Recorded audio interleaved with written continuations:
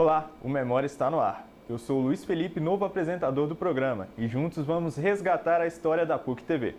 E no mês em que se comemora a independência do Brasil, vamos relembrar algumas matérias sobre a data cívica mais importante do país.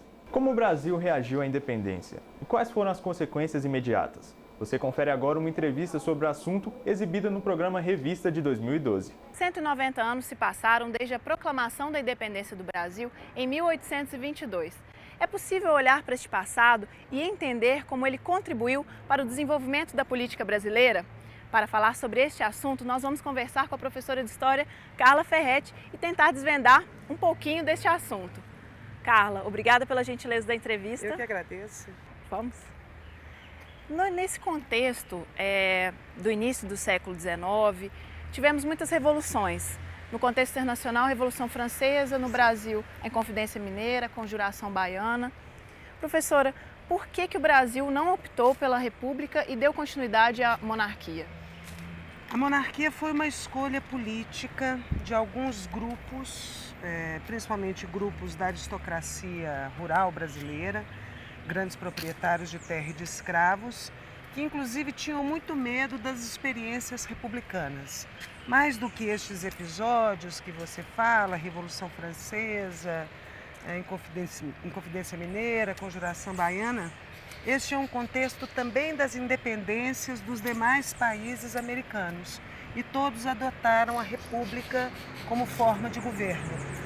Essas repúblicas eram vistas como caóticas, e esta camada da elite proprietária brasileira, muito próxima inclusive do futuro imperador Dom Pedro I, ela temia esta desordem, este caos republicano, e inclusive que isto ameaçasse a escravidão, eram proprietários de escravos. Então a opção da monarquia é uma opção feita por um grupo que se aproxima então do Dom Pedro, como sinônimo de ordem, de estabilidade e principalmente de permanência da escravidão.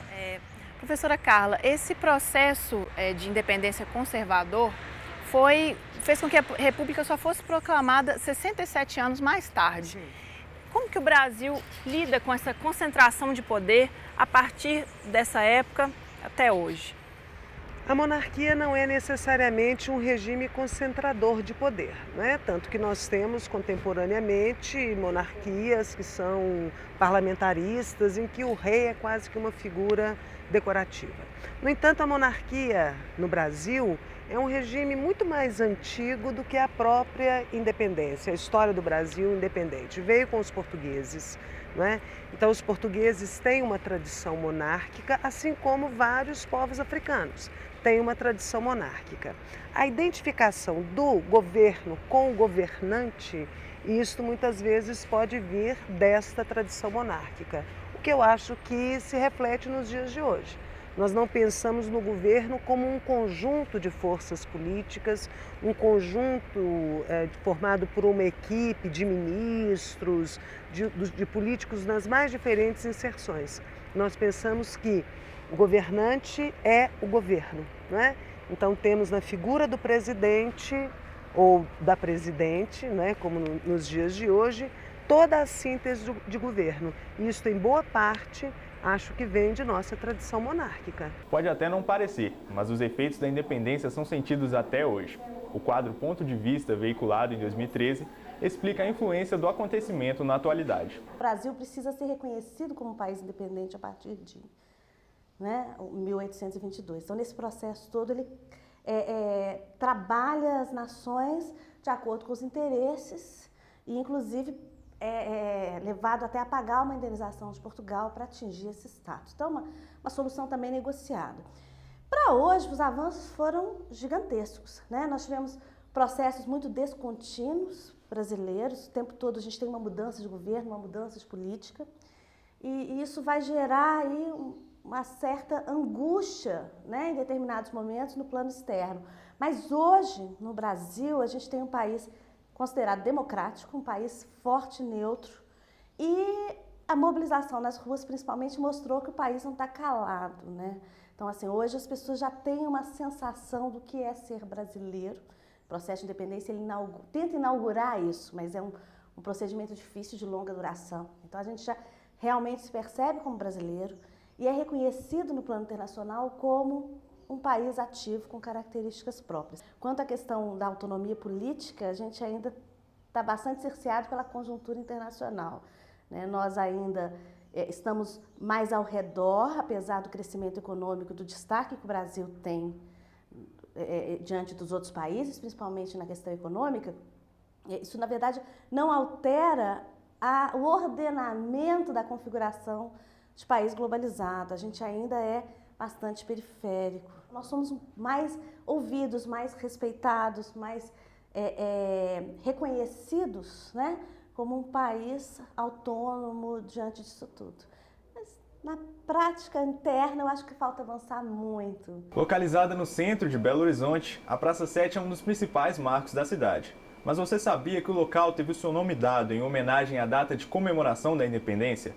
O programa Revista de 2012 exibiu uma matéria muito legal sobre este ponto de BH.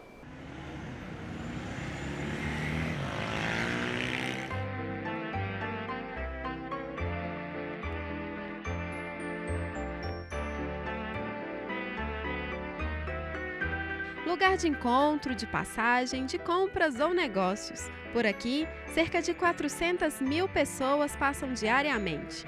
Cruzamento entre as avenidas Afonso Pena e Amazonas, este é o lugar onde está o famoso pirulito da Praça 7.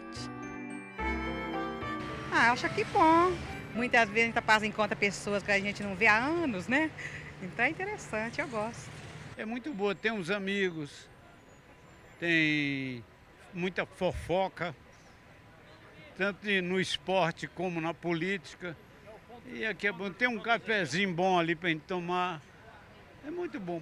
Desenhado por Arão Reis no final do século XIX, o local já recebeu o nome de Praça 12 de Outubro, em homenagem à provável data da descoberta da América por Cristóvão Colombo, em 1492. A ideia inicial foi a construção de um obelisco para homenagear o centenário da independência. Então, em 1922, foi erigida a pedra fundamental para a construção do pirulito.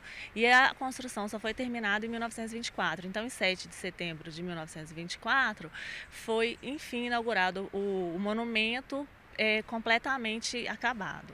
O material para a construção do pirulito é originário de Capela Nova, município de Betim, e veio através da Estrada de Ferro Oeste de Minas. Feito de granito e com formato de uma agulha, ele tem 7 metros de altura e fica apoiado em um pedestal. A peça foi desenhada pelo arquiteto Antônio Rego e construída pelo engenheiro Antônio Gonçalves Prata. Com uma importância histórica, o pirulito foi tombado pelo Patrimônio Estadual em 1977.